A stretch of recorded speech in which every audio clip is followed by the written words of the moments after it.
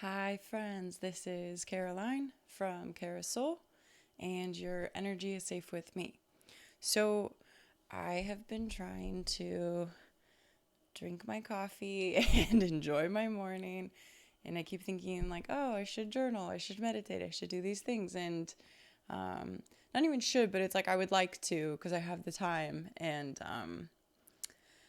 I just keep getting pushed to share this message. So I literally haven't been able to do anything. I haven't been able to write a word. I haven't been able to do anything. So I've asked the guidance for help with this message. Because it's interesting for me as Caroline to deliver what I'm about to deliver because this is the information I've been getting for over a year. That was very, it didn't make sense to me at the time. If you look back at some of my videos, I think I took the resume of a starseed off, but the guidance was telling me probably about this time last year, maybe a little before, that a war was coming. They were talking to me about like the shifting of society, the changing of agriculture, like the just so many things that at the time made no sense at all. And so and this was before I had found any other star seeds online. And that was intentional. So I knew that the information was my own, as the guidance explained to me later. So I was going through all of this very in an isolated manner, processing all of this information that was coming through, not understanding the cycles or what was actually happening or like the larger plan that was in place because how could I have?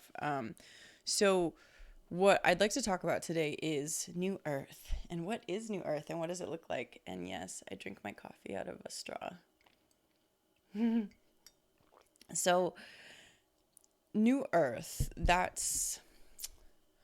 let me take it one step back again. So, I have been looking back at the origin stories, basically, like the creation stories, like the ancient texts. And I've been doing this because to understand how we got to where we are now, we need to understand where we came from. We need to understand the origin. It's like when you're trying to understand why your partner has trust issues, you have to look back at their experiences and understand like, your trust was betrayed at a young age and now you have a hard time trusting people. So we have to look back. This is with anything, especially for healing. And so I've been looking back at these origin stories and coming to understand, it's given me more confirmation, to be honest, about the cycles and rhythms that we're in, like what's actually happening. And so the first thing is there's our understanding. Go back and look at the truth of what's happening right now, that video, because I talk about how what we understand is so limited and what's going on right now actually is so much bigger. Like the coronavirus, like the election, like all of these things are so minor compared to the scale upon which what is happening is actually happening. So that's the first thing to understand. The second thing is in Western cultures, we've been taught that time is linear, that it's like you start here and then you go here. And reality, it's more cyclical or spiral or whatever, but it is a rounded timeline.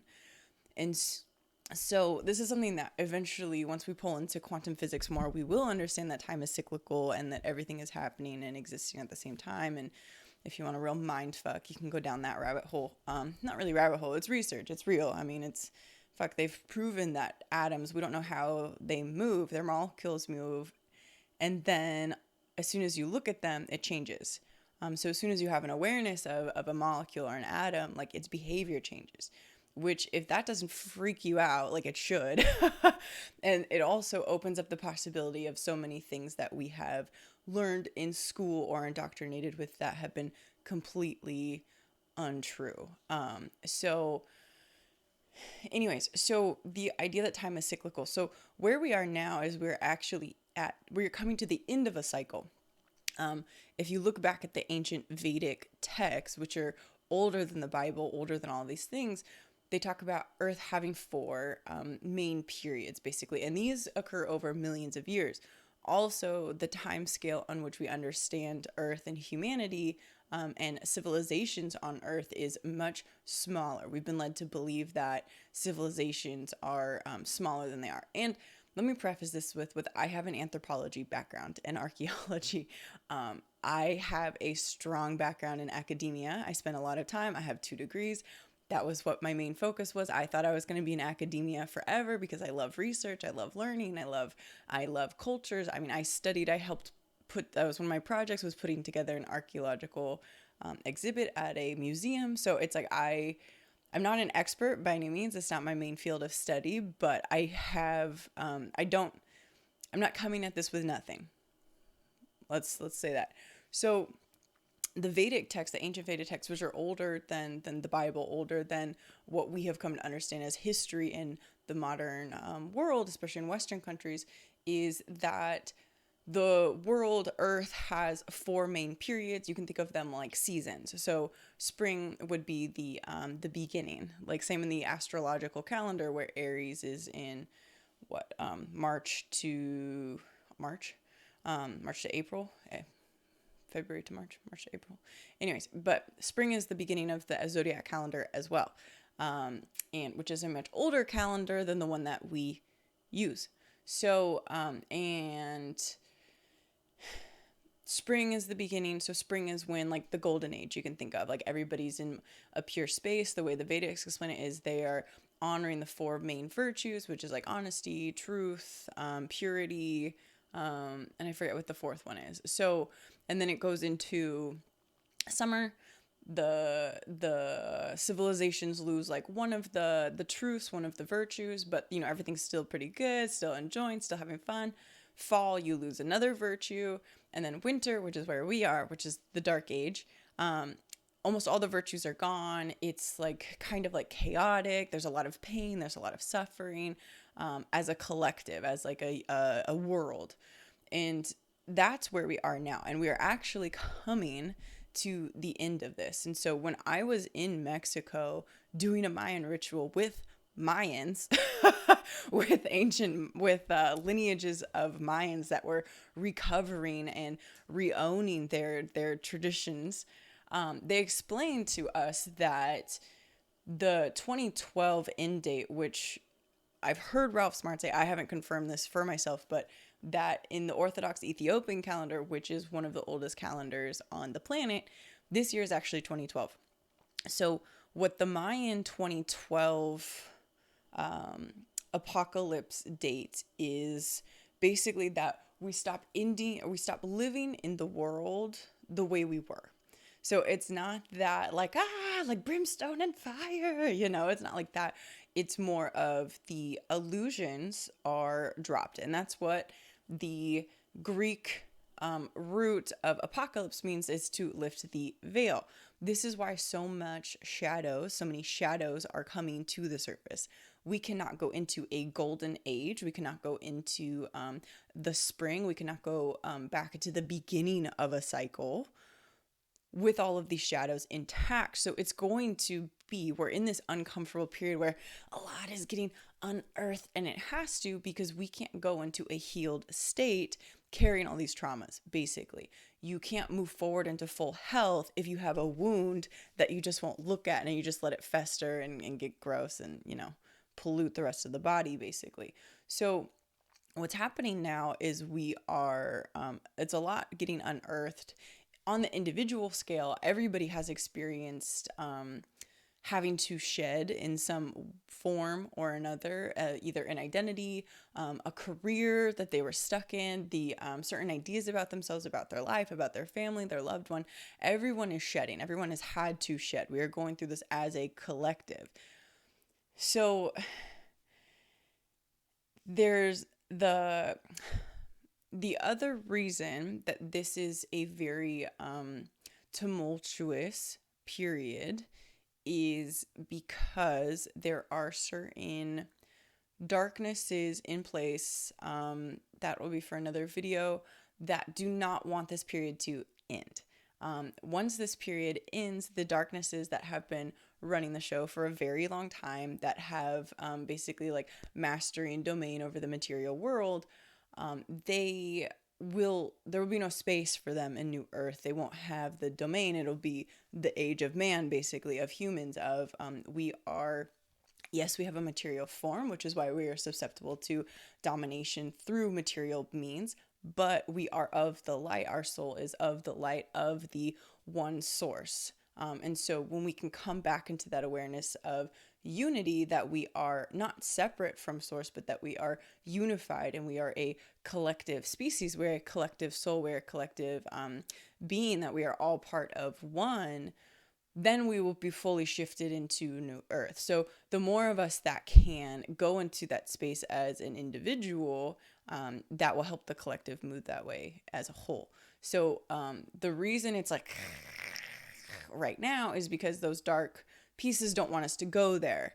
There's no space for them. They won't have control. You realize that you are a sovereign being, that you are independent, and the systems will change completely, which is what I want to go into. That's what they keep showing me, is what does New Earth look like?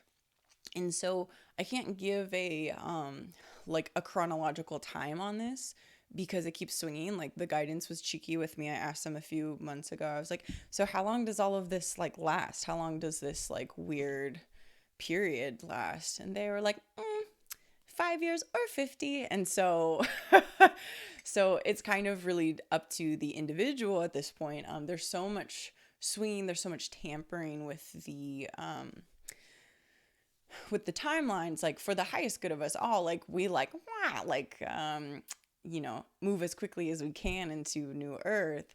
For the preference of the darkness, they're just prolonging the inevitable. Like we get there, I don't have any doubts about that. How long it takes, whether it takes a couple of years for just us to like clean up the swamp, so to speak, or dismantle these systems, if it takes a couple of years, it's especially to do it in the 3D, it takes time. Like we have to transverse time, we have to go over time for shifts to happen. You can't you can't startle or upset all the people that will be completely disillusioned, especially with the shadows that get illuminated the next 2 to 3 years. But because it'll fuck you up. Like a lot of information is coming, a lot of things that we thought were impossibilities are going to be realized as not just possibilities, but available to you. So that's gonna, the more you can be open to the idea that you don't know everything, the better off you'll be, because you don't. Like we know like this much. We know a grain of sand of the knowledge that's available in the universe. So the more you can get into that space, the easier this transition will be for you. So I lost my train of thought. The dark forces want to prolong it. They're prolonging the inevitable. I know we will get to the golden age, whether it happens in 5 years or in a generation, and a generation bucks the system, is basically like fuck you, like we're not slaves, which is what is attempting to be happened. We've been slaves for many, many, many years, many generations already. This is why it's interesting to me that there's certain ideas that people can't let go of. So, for example, the idea of like minimum wage or the idea of like income tax, like these things didn't exist. They've only coexisted with humanity for like a generation or two. And yet we've completely internalized this as fact and truth and reality, when it is not. And it's not the reality we have to accept. It's not the reality we have to settle for. It's not the reality that we have to live in. And yet people are like, but that's just the way it is. But it isn't. It isn't. It's been the way it's been crafted. The guidance, and I keep going back to this line, is they tell me that we know that there's been an imbalance of dark to light because there's been blocks to innovation. If there weren't blocks to innovation, they made sustainable, like renewable energy cars in the 70s. Like what? That's 50 years ago. Imagine if we had shifted to renewable cars 50 years ago. That was available to us, and yet that was blocked.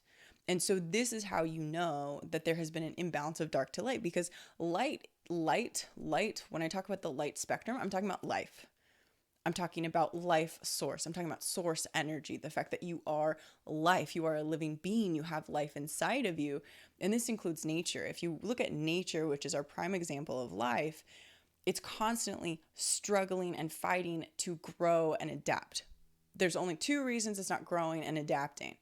One is because it has to heal, It has to go back and heal something. Maybe like a leaf got cut off, or it caught a disease from another tree or whatever. So the only time it's not growing and adapting is it's healing. The second is if it's dying. Those are the only two reasons anything in nature is not constantly growing and adapting. And we are the same. We are not separate. We are life force. We are nature. We are nature. We just have separated ourselves so much that we have this illusion that we're something else. We're not.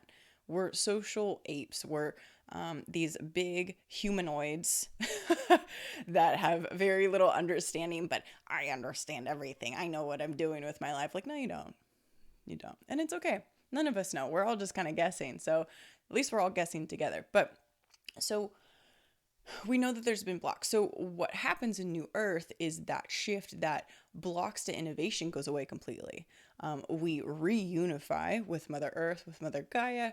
That's another thing that's happening in this shift right now is the Earth, like everything, the earth is a living entity. You can think of this scientifically, biologically, or in the spiritual sense, or energetically, literally however you think about it in all of the fields, it makes sense.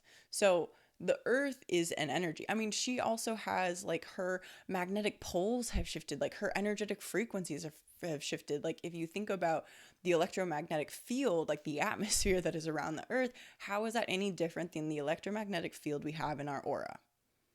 It's not. She has a north pole and a south pole. We also have that. She has an electromagnetic field that spews out like this, like it looks like a little fountain, and we have that same thing.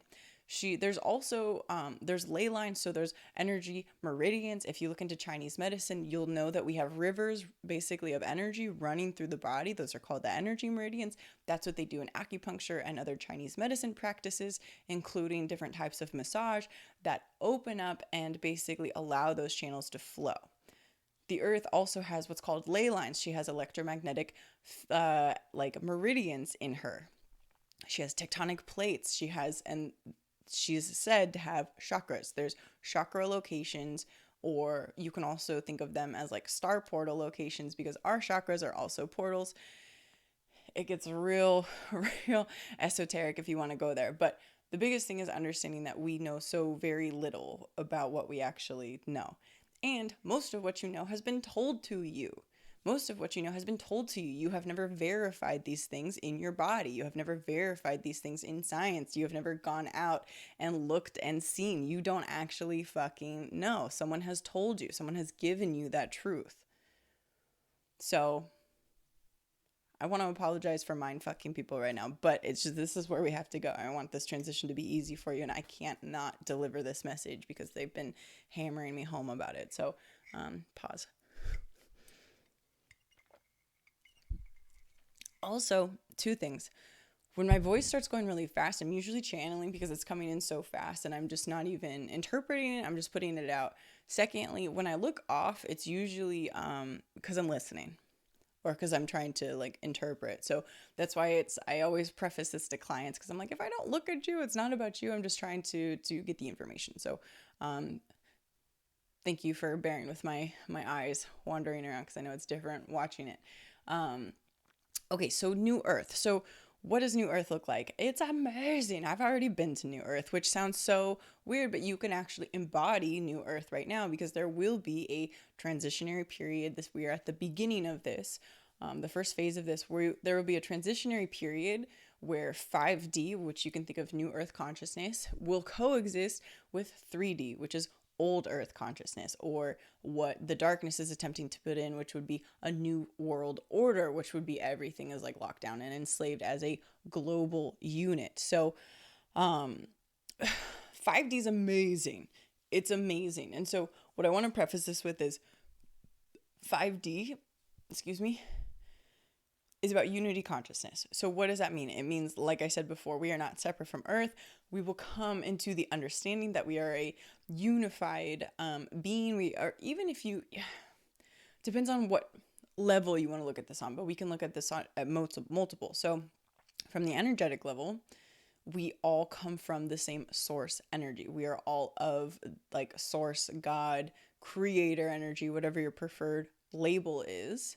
We're all of that energy. We're just basically in different bodies. So the illusion of separation is really the physical space, the physical material distance we have from each other. So in that sense, we are all one being.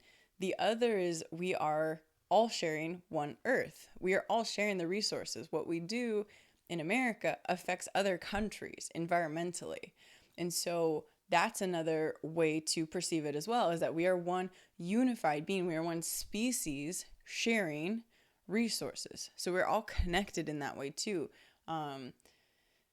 You can think about it evolutionarily, where they have seen that we all come from basically the same ancestor, the same lineage, like we all share the same blood. Like it's so it's however you want to see this, but eventually we will come into that perspective in some level or another, or all of us will. We will come to understand the idea of like the idea of like nations will go away. I don't know what that means or what that looks like yet. That's just what they're telling me. The idea, like the focus on race, will be different too. We will come to understand that your skin color literally just means that's where your heritage was geographically, because that is what it means. It means that where my ancestors were from, there was less sun. That's all it means. And so eventually that will come into the fold. There will be a lot less emphasis on materials. That will shift completely. This whole consumer ideology, the whole consumer patterns and habits, like that idea, shopping, all of that will change. The focus on food production is we will, and this is what I feel is the right thing to do, because we will be so much more unified with Mother Earth. What I feel is something along the lines of where there's more community gardens, we're more taking care of our personal produce, we're taking care of our personal food production to a point, whether it's on the community level or on the individual level or both, I'm not sure. But the idea of food production changes because the way it has been is unsustainable.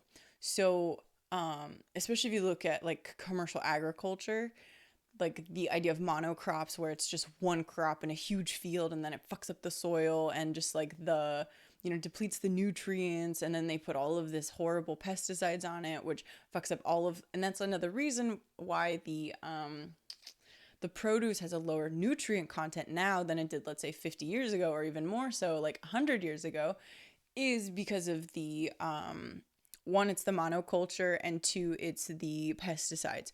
Because this is what they're, I don't know this is just what they're telling me, is that the fruit and vegetables don't have to fight. They don't have to evolve in the same way. They don't have to adapt and grow against like bugs and diseases in the same way that they did. So the strains of produce that we have been getting have been weaker, so to speak, because they haven't had to fight for their resistance. Interesting. I didn't know that. So the agriculture system will change completely. And once again, this is going to take a lot longer than 5 years to get to this point. What I feel is these things are truths in a generation or two.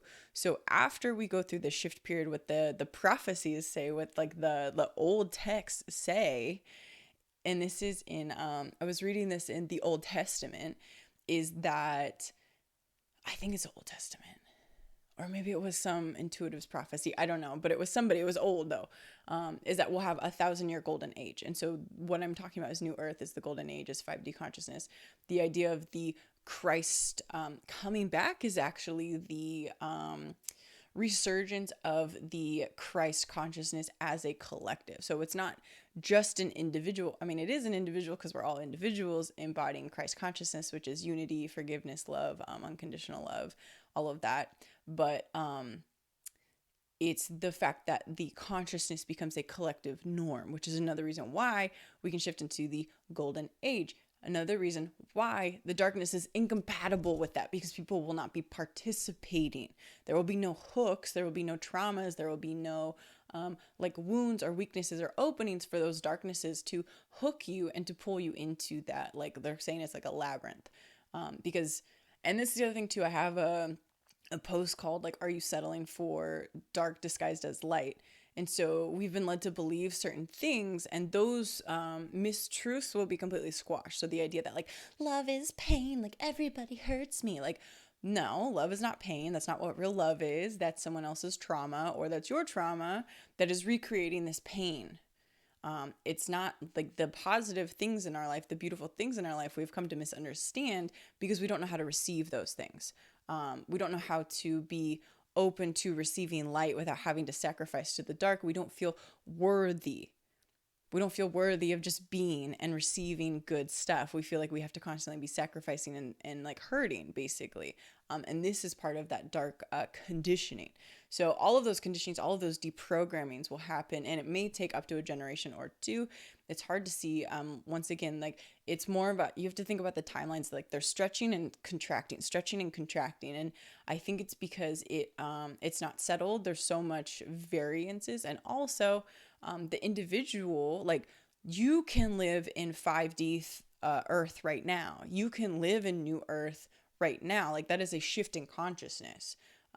Yes, you will still be in the collective reality, but your individual reality will be 5D. And I have been there, and it's amazing, and it feels so good. Like I was so New Earth at one point in time that I was talking with all of these like-minded people. I was just having so much, I was in such a strong place spiritually. I had done so much work. I was in just such a good place, and I was with so many like-minded people, and my teachings were like, people were talking to me about it, and I was able to like converse, and it was just so cool. And I completely forgot that like religions existed because I was just so I just forgot. I thought everyone had already moved on to like the idea of like spirituality, and like we weren't confined to these limitations of what spirituality means or what your religiousness means, and like the limitations, the man-made injections that have been put into most all religions. And so it was just, but it was so, and like when I realized that, it sounds so strange, but I was like, what? Like I didn't know that everybody wasn't evolving at the same time I was, because that's been my focus for my entire life. Like I remember at 8 years old thinking like, oh, okay, I need to pay attention to the difficulties that my mom goes through because I don't want to have to learn those same lessons. If I can learn the lessons she's learning by watching her as a kid, I won't have to do those as a grown up. Like that's the way I was thinking at 8 years old. So yeah, New Earth's amazing. And everybody's like, so the food production thing is huge because we shift more into a unity with Mother Earth. Like the building materials, the materials change, everything shifts to sustainability. Like the star seeds naturally were inclined to be sustainable with Mother Earth. We understand, we're inclined to harmonize. That's a huge word or theme or overarching like energy structure of the 5D is harmony. Yes, there may be like localized like they're just calling them skirmishes. There might be like localized like issues, especially in the beginning. But that's not like a truth as a whole, and it doesn't affect the collective as a whole, and it doesn't there will always still be some aspect of shadow, but it won't be the same. It won't be like an overarching overwhelming suffering, which is what we've been experiencing for a long time. So yeah, so the food, the connection to Mother Earth, like the way cities, the infrastructure will change completely. Like the way the nature is incorporated into cities will change. The environment will change, that'll shift. She's already shifting. Like it's not like you have to worry about the they're saying like recyclables, but what I'm seeing is like masks in the water, the pollution, like yeah, that's fucking shit up, but it's not going to cause these long-term effects. Like by the time we catch this and start turning it around, like there's time. Also, Mother Earth, I mean, she knows how to adapt. There was a period in history, like I forget, I want to say it's 540 million years ago, something like that, where the electromagnetic field, or the Earth's aura, was about to collapse. It was on the verge of collapsing. And at the very last second, the poles shifted, like literally last second, like movie style. The poles shifted and the electromagnetic field went wah wah, and everything was fine. So I have no doubts that that's available to us now because it happened before, which is another super important reason why you have to be able to look back at history. This is another thing the dark is attempting to do, is to erase histories. I already had this feeling that they would try to change the way we understand World War One. So anybody that's a parent or has like nieces and nephews or friends with kids, I would encourage you to take a look at the history books, because I'm very curious about how the curriculum has changed from what we learned 20 or 30 years ago, because it has changed. And that's the next thing, is they're trying to wipe out our history so we can't like orient ourselves basically. Oh, that's interesting. Yeah, because what they use is like your lack of knowledge, your lack of wisdom, which is a better word, your lack of wisdom and like awareness, your lack of core, is how they disorient you into not being able to discern what is a good deed and what is a bad deed, so to speak. This is also in the creation story of the books of the Bible that were omitted and rejected from the King James the First version that most of us know. So they talk about how the darkness put Adam and Eve into a paradise to trick them so they wouldn't undo all of the darkness's work, owning dominion over the material world. And once they had wisdom, once they had eaten from the truth of knowledge and had wisdom, they could now understand what was a good deed of a good man and what was a bad deed of a bad man. And so that's why they hid from the darkness as it came in, like the authorities, the guardians of the 3D world, because they could now see that they were bad and they had shame that they had been fooled. So it's so interesting the way the shift of the perspective is. So our lack of wisdom, our lack of knowledge of truth, is what allows the darkness to disorient you, to confuse you into what is good and what is bad, and like, just live for today. Don't think about yesterday. Don't think about tomorrow. And like, that's not true. I love when you talk to or you listen to arborists, people that take care of trees, or people that take care of like national forests, like naturalists or park preservation, I forget what they're called, rangers. Anybody that takes care of trees long term, they understand that they're not thinking about this generation only. They're thinking about 70 years to 100 years out.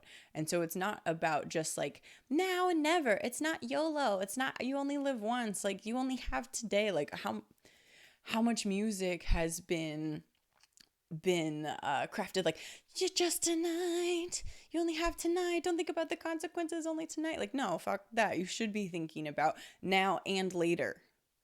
It's not now or never. Like, it's now and later, because you're still existing. It's not just like, I'm just gonna fuck everything up because nothing matters. No, you still are waking up tomorrow. And if you're not, you probably don't want to do that shit that's gonna collapse your life anyways. Like, it's probably not the way you want to go out. You want to be thinking about what's important to your values now and later. Just like it's important to think in the environment, what's important for us, our generations now, and our generations later, because they will still exist. Unless the darkness collapses them, but that doesn't benefit them either. They're not trying to finish humanity. That's not what it is. They can't enslave you if you're gone. They're trying to diminish you so you're easier to control. So they can like basically just like lock it down and have dominion over you for longer. So that's it. Okay, so New Earth. What else? Yeah, the legal system will change. The financial system. Thank you. The financial system will change completely. The debtor society will be gone, as in our culture of debt will be gone. I don't know if they're going to wipe it out beforehand or not. The idea of like student loans, like that shit will be gone. Like all of the illegal stuff that was put in place like years ago, from what I understand, income tax, like federal income tax isn't even a legal thing. So that's going to be changed. All of these systems will be different. So including those, yeah, the finances, our emphasis on like consumerism and materialism will change. This will also change they're saying the power dynamic, but also the income brackets will change. This idea of like it also won't be like classes like that. It won't be like lower, middle, and upper. It'll be different. I don't quite know what that looks like. There will, of course, be a range because there always is in everything. But it's not structured the same way. Technology will be used completely differently too, as in we will be aware of its potential for good and bad.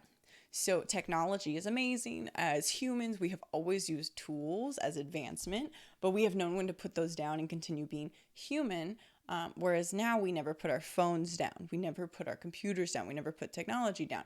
So when we use it this way, it is actually using us and those that are in charge of the technology, for example, the apps, Google, all of the things that you think of as your daily routine, because you're not putting them down, they're using you. And so we will come to understand this soon before the end, like in this transitionary period, and the use of technology will change. It'll be used as a tool to advance our knowledge, to advance like efficiency, but in like a safe way. Like it'll be like 3 or 4 generations that will remember basically like the potential of it to be used for darkness and control. It'll be a couple generations that remember and then they'll forget, of course, but like anything, the cycles of life. Another reason why you have to understand that time is cyclical. The year, I mean, like the earth, the seasons are cyclical. Everything around us is cyclical. So why the fuck would time and history not be cyclical? It doesn't make any sense. So it's just that you've been conditioned that way. They're just telling you like time works like this, and like no, it doesn't. This is why you can go out to certain, it's just, anyways, it's, so that will change. Technology will change. Yeah, the ideas of time, the way you understand history will change. That will kind of fuck you up. The understanding of energy, quantum physics will come into the fold. It'll become much more normal. What I would like to see as Caroline is, oh, this is another thing too. What they keep hammering to me, and this has been for over a year, self-sufficiency, self-sufficiency, self-sufficiency. So you're hearing all of these intuitives talk about 5D and like, you're a sovereign being, like you're a sovereign being, you're a sovereign being, you're a sovereign being. What does that mean? It means that you are, what I'm hearing is like, you're not a slave, is that you are a empowered being that is not dependent on something outside of yourself for fulfillment, for anything. So a sovereign being means that you don't have to ask permission to not wear a mask. You do what you want, that you stand within your power and that is respected. A sovereign being means that you choose what you participate in, but it also means that you are self-sufficient, so that you have the means to be sovereign. And so what the guidance has hammered to me, and this is a lot of what my decisions have been based off of in the last 18 months, is they have been pushing self-sufficiency for me. And this is another thing too, especially as the system we are in collapses, because it will, and it is, self-sufficiency will help make the transition easier. And this can be on the small scale or the big scale, whatever. But this includes food production. This includes the way you do your jobs. What was I tying that into? Self-sufficiency, the food. I know it's the agriculture for sure. And I like that gives you freedom. You're not dependent on something outside of you. You don't have to ask someone for permission for things when you know you have food at home and that you can provide for your family. So the food like liberation is huge. There was something that they wanted me to tie that into. Okay, thank you. So the self-sufficiency, so the food production, all of those things are so important, but also we have to, people will be kind. You know, we have to expect people to be kind. But we also have to have answers when those things are not met. So this means I believe as Caroline, this isn't necessarily from the guidance, but it's in line with what they keep telling me, is that I believe you should have a martial art. I believe everybody should have a martial art. You should be trained physically to be able to be a sovereign being. If you don't put in the work and the energy to make yourself sovereign in the 3D world, it doesn't really mean anything. I don't know exactly what's coming, like the extremes of what I see in this transition are, it's very big extremes, but you will feel better having a martial art. And this can be anything from shooting. Shooting is a martial art. I do jujitsu, Brazilian jiu-jitsu, which is grappling. I've done Muay Thai. I've done weapons arts. I've done knife fighting. I've done all of these things.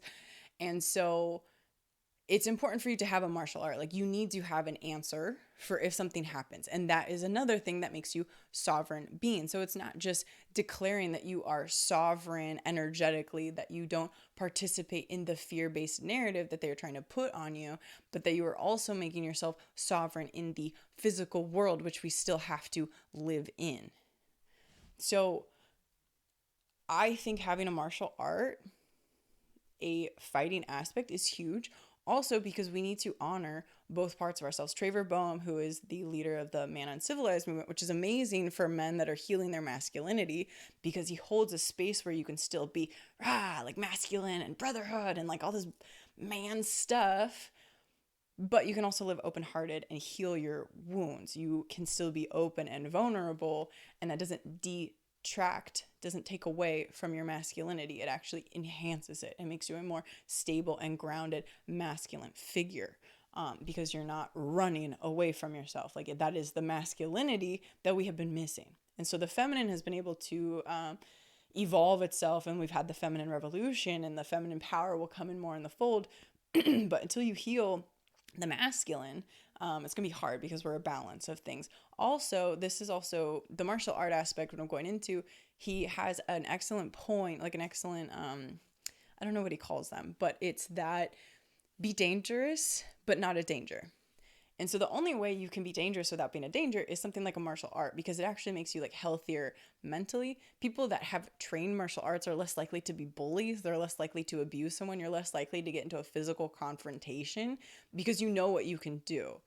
Like, my man, my divine masculine, when people get in his face, he's like, could you imagine if I actually had like an anger issue and got in someone's face? He's like, I could kill somebody. He's like, why would I? He's like, I get to put out my fighting, my aggression. He's like, I get to do that every day in training. Like, why would I do that on some helpless person, you know? So, and imagine the difference of a society, the respect and things, if everybody knew that you had a martial art. And so it's like back in the day, like now I say shooting, but back in the day when swords was the weapon of the age, that would have been the martial art of your options as well. So pick something that you like, because you need to be a sovereign being as a whole, like in all aspects of your life. How can you make yourself a little bit more independent? How can you make yourself a little more self-sufficient? And I don't mean you as an individual. I mean you as maybe you have a partner, maybe you have a family, maybe you have whatever, or a group of friends. But how can you make your circle a little bit more self-sufficient? And that's so important moving forward. You will feel better. And we have to balance that masculine feminine aspect. So even though I consider myself in the feminine, it's important for me to have those masculine traits. Like, I need an answer. And even though I'm expecting 100% people to be kind and considerate, and and to honor my boundaries and respect me, I need to have an answer, because that's not what everybody in the earth is, especially through this transition period where people become afraid and people make decisions that are not good in fear. So like there's a balance to your life. You can't just be one thing all the time. Like, we recorded, my friend Andre and I, which the Soul Essentials podcast will be coming out soon, but we recorded a spiritual podcast all morning, and then I went shooting that night. Like, it's the balance of everything. And so anyways, so the more self-sufficient you can become, the better.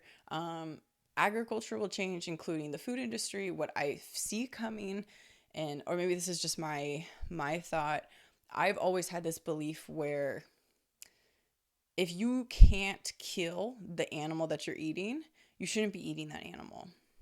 So I'm not, there's so many ways to be spiritual.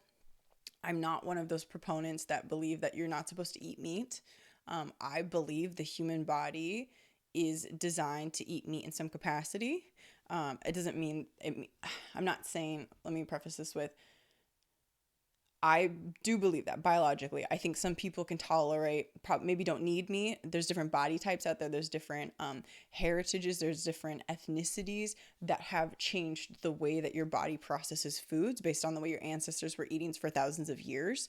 So this isn't true of everybody, but if you feel like meat does your body a service, there's probably a small amount of meat you can eat.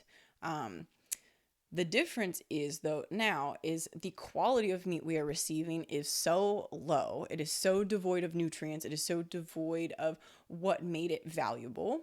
And also, the meat industry is not good. So that will change drastically. And what I'm seeing is that it will be more like the way hunters will go hunt for an elk. They have to pay all these fees. There's all of these environmental regulations. You take care of your meat. You take the animal back. You skin it. You do all of the work. That's what I see coming in more of a sustainable aspect. That's going to take a while to get there. But people think that hunters are like, oh, they're horrible. They abuse the environment. Actually, hunters tend to be some of the most considerate hunters and fishermen, like real ones, tend to be some of the most considerate people about the environmental regulations in the ecosystem because they understand it. They want to be able to keep doing these things. And so they honor the ecosystem because that's the only way that they can keep doing it. It's in the same way that our hunter-gatherer ancestors did the same thing. They wouldn't kill the young. They wouldn't kill the ones that were needed. They wouldn't kill pregnant mothers. Like it's, there's a balance to it. And so people can think whatever they want about that, but that's what I see, where it's like, unless you can kill the animal and honor in the way it deserves to be honored for sacrificing its life so it can give you life force to continue, then I don't know if you should be eating that animal. And that's just my personal opinion. So that's the way I see the meat industry shifting. Also, once again, we're going to become more sustainable. So it's like, I feel like it'll be a lot more of like small farming or community farming. It's much smaller scale. And in terms of self-sufficiency, we're going to come back to the community. That's going to be so, so, so important. Like smaller community style everything. We can't make regulations that are based on a wide scale because it doesn't apply. And so being sustainable and self-sufficient is really important, especially on these like community and nuclear like family scales. I don't know. What else is there? Oh yeah, social medias will change. I feel like Instagram and Facebook will go down completely at some point in time. So if you have, mostly because they're completely integrated with the darkness. Why? And Amazon isn't going to be the same. Amazon, I feel like what I'm getting right now is they'll try to like hobble their way through, but they're very entrenched with this dark plan. Like, has anybody seen those commercials where they're telling you to put a security camera in your house? That's fucking weird. It's super weird. If that doesn't bother you, it should. Go read 1984 and you will understand. You should not have any cameras monitoring you in your house. If you haven't already seen that there's lawsuits against Amazon and Alexa for illegally recording conversations and how they have so much of your data, so much of your information, so much of your private conversations and all of your searching and everything else like cataloged, you should absolutely not put a camera in your house. Like, that's weird. It's weird. Especially something connected to the internet. That's something a third party has control over. So all that shit's going to go down. How long it takes, I don't know, once again. But Instagram also is a private company. Facebook, which owns Instagram now, has changed all of their terms and policies, which will go into effect next month in October. And it has everything to do with basically like, we don't have to listen to the rules because we're a private company. So we can censor you or do whatever you want. You can only say what we think is appropriate for you to say. That's going to change the nature of everything. That's taking away free speech, which is a huge value in America, and the free world. As soon as your free speech is gone, as soon as you can not share differing ideas, we are in a lockdown. We are in a enslaved society. So as soon as that changes, and the other point of that is Instagram and Facebook are really hammering the fact that they're a private company, and that's why they can do these censorships. But why are they pushing me to register for voting, which is a public enterprise? The voting system is a public institution. It has to do with the public offices. It has nothing to do with private industry, and it absolutely should not. Especially a private business that is already prepping people for its insane censorship that is coming. So anybody that's sharing any valuable ideas will probably be kicked off of Instagram and Facebook. So I recommend like not getting too attached to those things, especially because they're using it to brainwash you.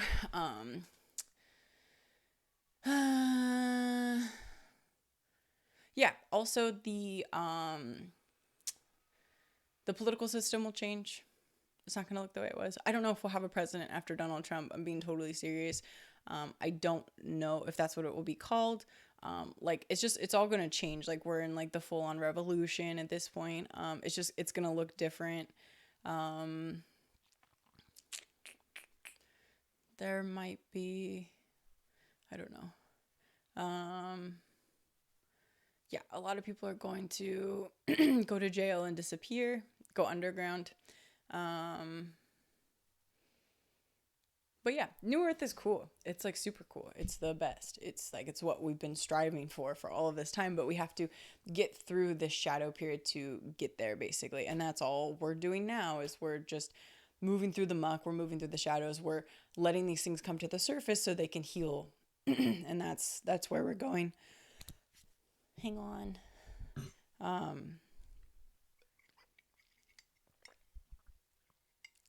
Leon. My man's home. So that's it. New Earth is coming. Be strong, my friends. Hi, baby. Hola.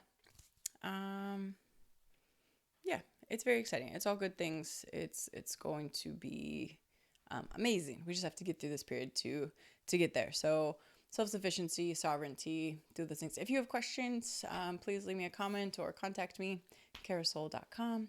Once again, this is Caroline from Carousel, and your energy is safe with me. Thank you for sharing this space with me.